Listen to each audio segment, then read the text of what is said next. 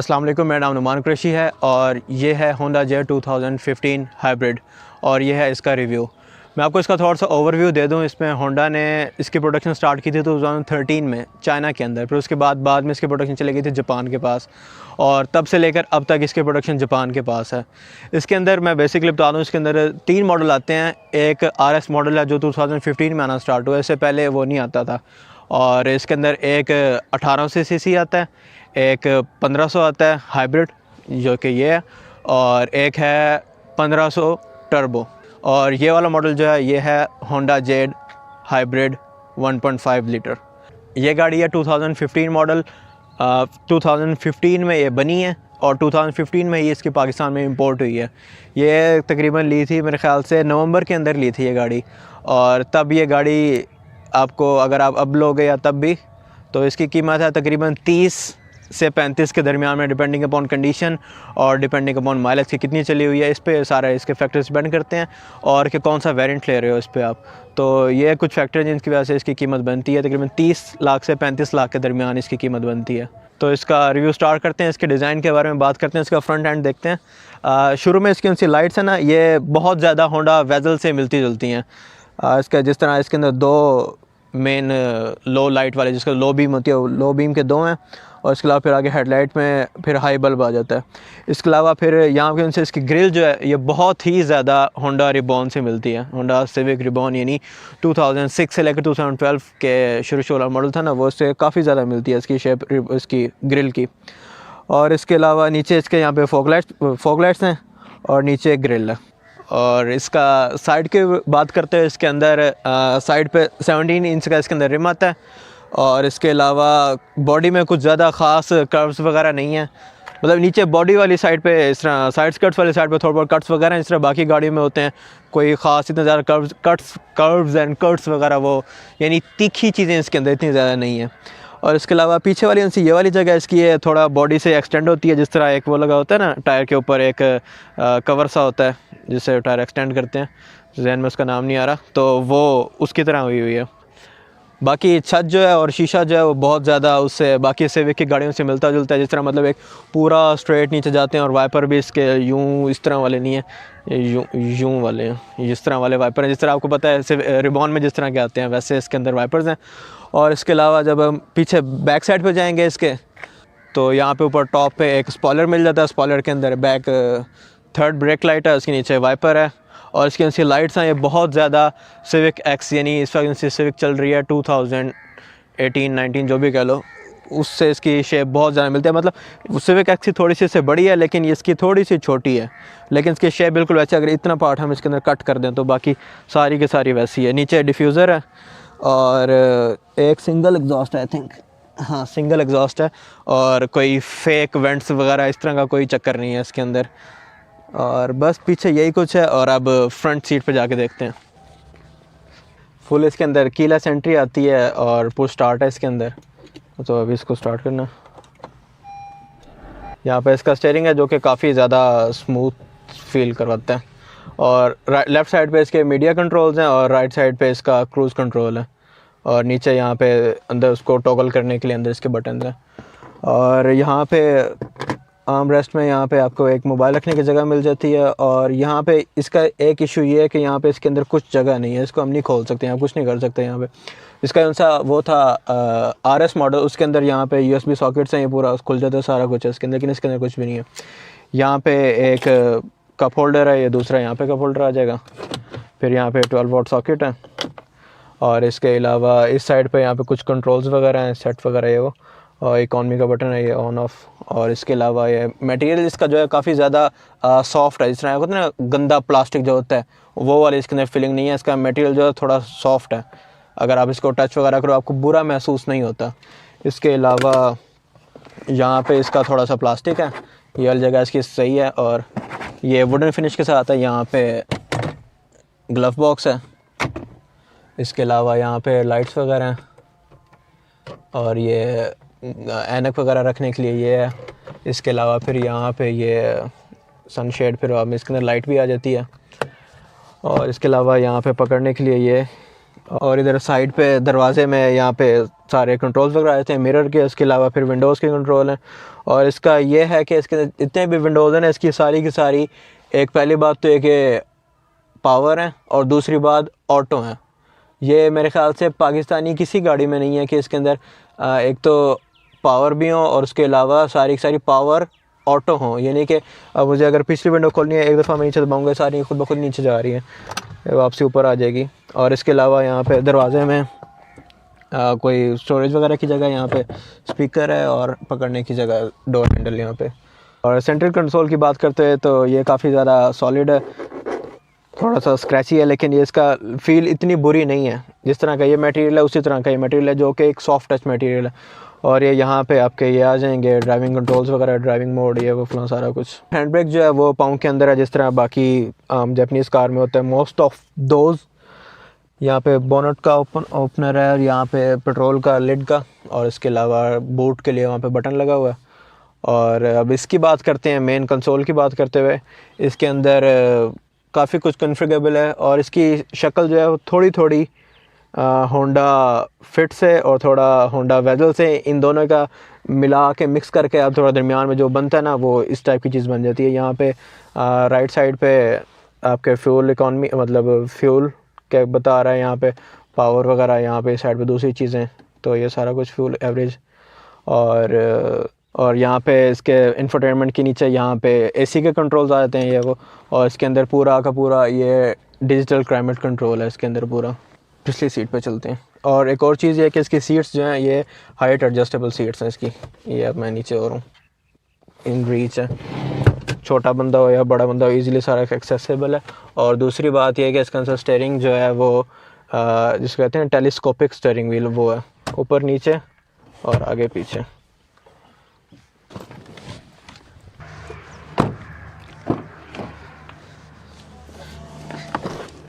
Back seat की बात करते हुए यहाँ पे सबसे पहले हम देखेंगे कि यहाँ पे आपको सबसे पहली चीज़ महसूस होगी कि यहाँ पे 2 सीट्स हैं और सोफ़ा जिसको आप कह लो वो है यहाँ पे सीट्स, प्रॉपर फुल एक पूरा बेड नहीं है ये 2 सीट्स हैं यहाँ पे। और इसके अलावा जहाँ तक बात है लेग रूम की, लेग रूम बहुत ज़्यादा, सीट उसकी फुल नीचे भी हुई है और आगे पीछे भी फुल हुई है, तो काफ़ी ज़्यादा नी रूम तो बहुत ज़्यादा, लेग रूम वगैरह इसको कहते हैं, काफ़ी ज़्यादा। और हेड रूम सही है, मैं इतना ज़्यादा हाइट नहीं है लेकिन हेड रूम मेरे लिए सही है एटलीस्ट। और ये वाली सीट्स जो है ये एडजस्टेबल है हर तरीके से, ये आगे पीछे और ये फुल पीछे ये वाली भी। तो पीछे की साइड पे लेग रूम का बैठने का कोई इशू बिल्कुल भी नहीं है। यहाँ पे पीछे एयर वेंट्स मिल जाते हैं जिसको कंट्रोल कर सकते हैं, सिर्फ उसका एयर फ्लो को कंट्रोल कर सकते हैं। पीछे वाली साइड पे क्लाइमेट कंट्रोल नहीं है। और इस साइड पे यहाँ पे पीछे ये पॉकेट्स मिल जाती हैं। और ये जो से इसके शीशे हैं ये फुल नीचे नहीं जाते, तकरीबन काफ़ी ज़्यादा तकरीबन इतना सा फ़र्क पड़ जाता है 4-1 इंच का। और व्यू इसमें से शीशा काफ़ी बड़ा है, तो इसमें कोई इशू वाली बात नहीं है। यहाँ पे भी डोर बिन्स हैं, नीचे दरवाजे में स्पीकर हैं, दरवाजे में स्पीकर हैं। और इसके अलावा पीछे काफ़ी ज़्यादा कंफर्टेबल है, रह सकता है बंदा। और यहाँ पे डोर हैंडल्स, कोट हैंगर, अच्छा। और यहाँ पे पीछे सीट बेल्ट वगैरह भी है यहाँ पे। इस पे गाड़ी में टोटल 6 सीट बेल्ट्स हैं और 6 सीट बेल्ट से यहाँ पे इसमें 6 सीट्स हैं। मैं आपको बताता हूँ कैसे। पिछली सीट पर जाने के लिए आपको इसको फोल्ड करना पड़ेगा, ये वाली सीट फुल नीचे, और इसको उठा के और इस तरह पिछली सीट पे आ जाएंगे और इसको वापसी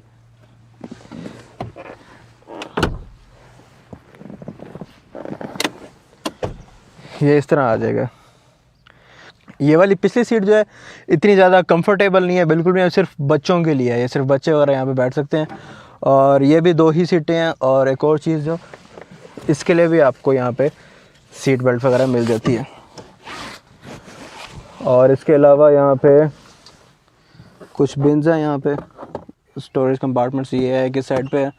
और फिर इसके अलावा यहाँ पे एक छोटा सा जिसको कहोगे आप एक सनरूफ कह लो या शेड कह लो, शीशे का है जो खुलता नहीं है। और इसके अलावा यहाँ पे पीछे मतलब इतना ज़्यादा कुछ खास बताने को नहीं है। इसका हेडरूम जो है बहुत ज़्यादा टाइट है। सिर्फ़ और सिर्फ ये पिछली सीटें सिर्फ़ और सिर्फ बच्चों के लिए हैं। यहाँ पे कोई बड़ा बंदा नहीं बैठ सकता। जिस तरह इसके अंदर पीछे मुश्किल आना मुश्किल है, इसके अंदर बैठना भी बहुत ज़्यादा ही मुश्किल है। यहाँ पे पकड़ने के लिए ये इधर आपको हैंडल मिल जाएगा, एक इस साइड पे भी है। यहाँ पे लाइट है, गाड़ी बंद इसलिए नहीं चल रहा। और पीछे यहाँ पे ये हेडरेस्ट है, और पीछे से अब बैक इधर डिग्गी में चलते हैं इसकी। और अब इसकी डिग्गी की बात करते हैं, इसके ट्रंक की बात करते हैं। तो यहाँ पे इसका बटन है, बटन के ज़रिए खुल जाती है। इसके हाइड्रोलिक्स थोड़े से इशू कर रहे हैं, इस वजह से इसको थोड़ा स्टे नहीं है इसका, तो इसको थोड़ा पकड़ने के ठहरना। तो अगर अब इसका देखा जाए तो यहाँ पे स्टोरेज जो है वो इतना ज़्यादा नहीं है। अगर आप इसकी पिछली सीटों को आप बिठाया हुआ 6 बंदे इसके अंदर बैठे हैं तो पिछली सीटों पे इतना ज़्यादा स्टोरेज बिल्कुल भी नहीं है। और अगर इसका स्टोरेज आपने बढ़ाना है तो ये सीटें बिल्कुल फ्लैट हो जाएंगी। फ्लैट करने के बाद आप यहाँ पे इसका स्टोरेज बढ़ा सकते हैं। ये तो हो गई इस गाड़ी की कुछ स्पेसिफिकेशंस, कुछ फ़ीचर्स वगैरह ये हो। अब बात करते हैं इस गाड़ी के कुछ बुरी चीज़ों के बारे में। हर गाड़ी का कोई ना कोई फॉल्ट वगैरह या कोई ना कोई मसला वगैरह लाजमी होता है, कोई ना कोई एक इशू लाजमी होता है। तो अगर कोई कहता है कि मेरी गाड़ी में कोई इशू नहीं है तो इसका मतलब वो झूठ बोल रहा है, वो अपने सिर्फ परचेज डिसीजन को सेटिस्फाई कर दे, इसके अलावा और कुछ भी नहीं है। खैर, इसका सबसे बड़ा जो मुझे प्रॉब्लम लगता है ना, वो है इसका ये इंफोटेनमेंट स्क्रीन। अब कुछ भी नहीं पता आपको कि आप क्या कर रहे हो। यहाँ पे सारा का सारा जापानीज़ में, आप इसके तरफ उल्टे लटक जाओ, जो कुछ मर्ज़ी कर लो, इसको आप नहीं चेंज कर सकते। और ये सारा का सारा जो है ये है भी सारा जापान के मुताबिक। ना आप इसका नेविगेशन इस्तेमाल कर सकते हो, ना आप इसका टाइम सेट कर सकते हो। इस वक्त ये टाइम जो है यहाँ पे हो रहा है 6:02 और इस वक्त फुल दिन निकला हुआ है। इसका बहुत ज़्यादा इशू है इसका। बस इसका एक दो चीज़ें इसकी इस काबिल इस्तेमाल हैं। एक तो ये कि इसका आप रिवर्स कैमरा इस्तेमाल कर सकते हो कि जैसे आप रिवर्स गियर लगाओ खुद ब खुद स्टार्ट हो जाएगा, पहली बात। और दूसरी बात ये कि इसका सा ऑडियो सिस्टम है, उसके साथ भी अगर आपने कनेक्ट करना है ना ब्लूटूथ, पहली बात आपको इजीली 1-आधा घंटा लग जाएगा, 1-2 दिन लग जाएंगे इसको आपको समझने में कि किस तरह करना है। गूगल मैप्स, गूगल ट्रांसलेट उठाओ, यूँ करो वो करो फलां, बड़ी मुश्किल से जाकर समझ आती है। और कुछ भी कर लो इसके अंदर ट्रांसलेशन का इसके अंदर ऑप्शन नहीं है।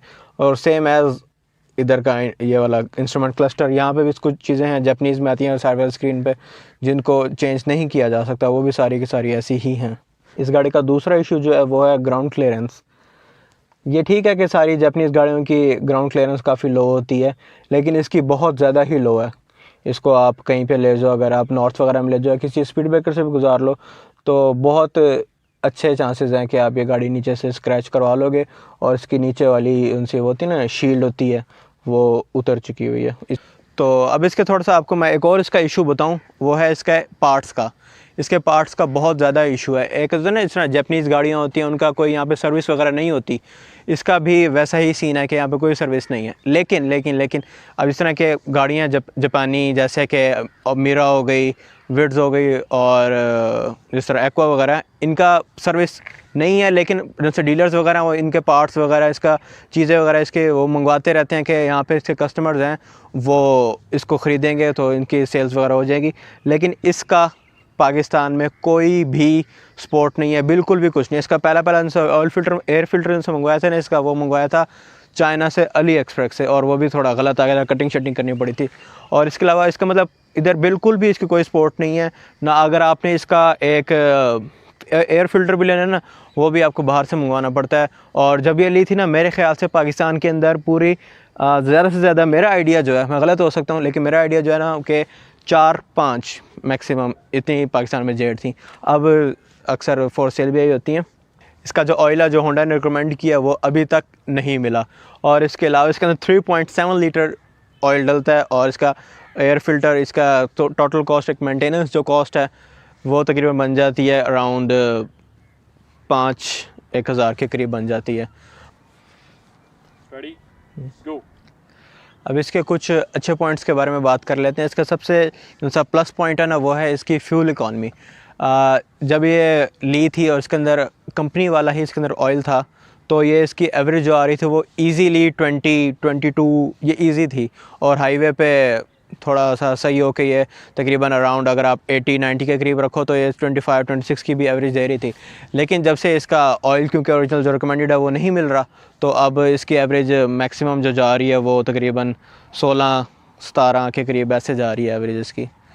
और ये इसका बहुत बड़ा प्लस पॉइंट है। अगर इसके ऑयल फ़िल्टर इसका ओरिजिनल वगैरह मिल जाए तो इसकी एवरेज दोबारा से वैसी ही हो सकती है, यानी कि 20-22 शहर में और 25-26 ईज़िली हाईवे पे। ये इसकी एवरेज इजी है, एक मतलब नॉर्मल फुट के साथ अगर आप चलाओगे तो इसकी एवरेज ये है कि ना आप बहुत ज़्यादा वैश्यों की तरह चलाओ, ना ही बहुत ज़्यादा आराम से चलाओ, तो इसकी एवरेज है वो बहुत सही बन जाती है इसकी एवरेज के बाद उसका दूसरा जो प्लस पॉइंट है वो है इसकी पिक, इसकी यानी एक्सेलरेशन बहुत अच्छी है, क्योंकि एक तो हाइब्रिड गाड़ी है, इलेक्ट्रिक मोटर, और फिर बाद में 1500 सीसी इंजन। इसकी वजह से इसकी इंस्टेंट टॉर्क जो इसको मिलता है ना वो बहुत ज़्यादा है, जिसकी वजह से ये सिविक 10 जनरेशन और 9 जनरेशन, ये इनसे मतलब अगर आप इनिशियल पिक देखो ना इसकी, तो इनसे उन गाड़ियों से इसकी पिक थोड़ी ज़्यादा बेहतर है।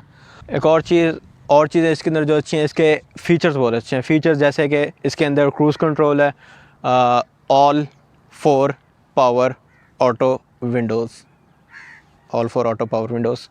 और इसके अलावा एंटी कोलिजन, और जिसको हम रेडार सिस्टम भी कहते हैं, कि आप अगर जा रहे हो आपके सामने कोई चीज़ आ जाए तो ये खुद ब खुद ही गाड़ी ब्रेक करेगी। और इसके अलावा एक और इसका अच्छा चीज़ है वो ये है कि अगर आप कभी रोड पे सीधा चलते जा रहे हो, सामने कोई स्पीड का बोर्ड लगा हुआ है, तो ये उसको रीड करेगा और आपके इंस्ट्रूमेंट क्लस्टर है उसके ऊपर आपको दिखा देगा कि भाई ये देखो ये स्पीड लिमिट है, आपने इससे ज़्यादा एक्सीड नहीं करना। तो वो जितना बोर्ड होता है वो आपको वैसे का वैसा मिल जाता है। एक और जो इसका बहुत प्लस पॉइंट है, जिसको बहुत ही ज़्यादा प्लस पॉइंट हम कहेंगे, वो है इसकी सेफ्टी। इसके अंदर मतलब जो एक नॉर्मल सेफ्टी होती है, एयरबैग और ABS, वो तो तकरीबन अब हर गाड़ी में ही आ रहे हैं। तो इसके अंदर एयरबैग की जहाँ तक बात है, इसके अंदर 8 एयरबैग हैं, 1 2 3 4 5 6 और 2 पिछले पिलर्स में। ये तो टोटल इसके अंदर 8 एयरबैग्स हैं, और इसके अलावा ABS breaks of course.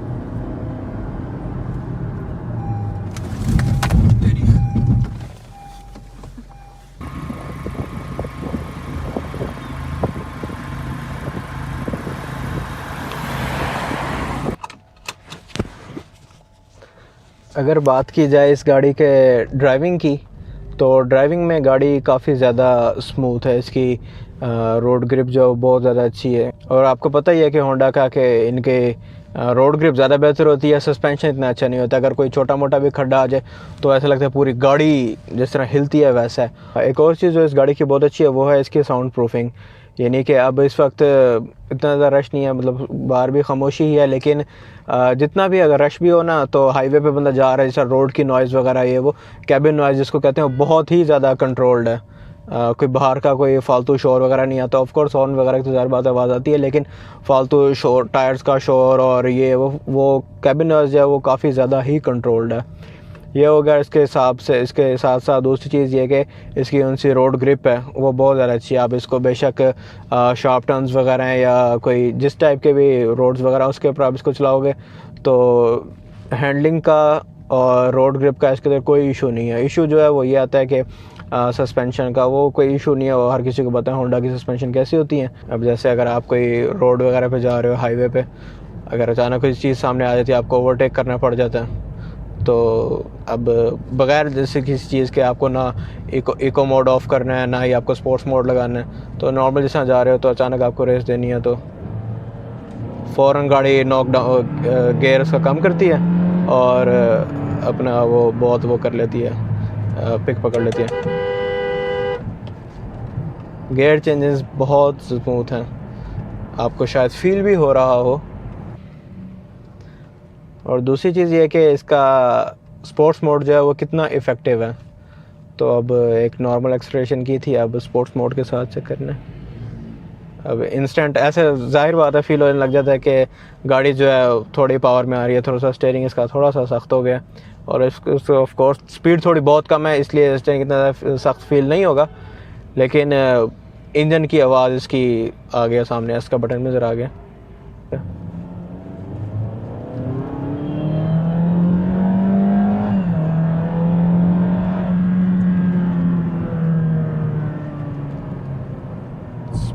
Sports mode के साथ वाकई बहुत ज़्यादा फ़र्क पड़ता है, यानी कि इसका स्पोर्ट्स मोड इफ़ेक्टिव है। जिस तरह करोला अल्टिस जो आती थी प्री फेसलिफ्ट कहेंगे वो वाला, उसका जिस तरह इको मोड फारिग था, इसका ये स्पोर्ट्स मोड फारिग नहीं है, यानी कि अनलाइक। तो ओवरऑल अगर देखा जाए तो it's fun to drive. Overall वैसे अगर इस गाड़ी को देखा जाए तो ओवरऑल ये एक अच्छी गाड़ी है कि अगर आप इसके अंदर 6 बंदों की अगर आपकी फ़ैमिली है और आप 2 बच्चे हैं जिनमें से, और तो आप एक अच्छा इसमें से सारा कुछ हो सकता है। और अगर आप मुझसे पूछोगे कि आप ये गाड़ी रिकमेंड करते हो या नहीं करते, तो मैं आपको कहूँगा कि अगर आपके लिए पार्ट्स इशू नहीं है और पिछली सीट वाले ये इशू नहीं है और इसका इंफोटेनमेंट सिस्टम जो है वो इशू नहीं है, वो तो खैर अगर आप एक्स्ट्रा पैसे भरो तो आप कोई भी आप दूसरे वाला इंफोटेनमेंट लगवा सकते हो, तो वो तो कोई इशू नहीं है। तो अगर आप ये इन चीज़ों के साथ ओके हो तो I will definitely recommend this car. और दोबारा मैं आपको रिपीट कर दूं कि इसकी प्राइस जो है वो 30 लाख से 35 लाख के दरमियान में आपको ये मिल जाएगी, अच्छी कंडीशन में लो माइलेज वाली गाड़ियाँ और जिसकी कंडीशन बहुत साफ़ सुथरी हो, तो ये इसका प्राइस टैग है। तो ये था इस गाड़ी का रिव्यू। अगर आपको पसंद आया तो लाइक कर लें, सब्सक्राइब कर लें और आपसे मुलाकात होगी बाद में नेक्स्ट वीडियो में। तब तक के लिए अल्लाह हाफ़िज़।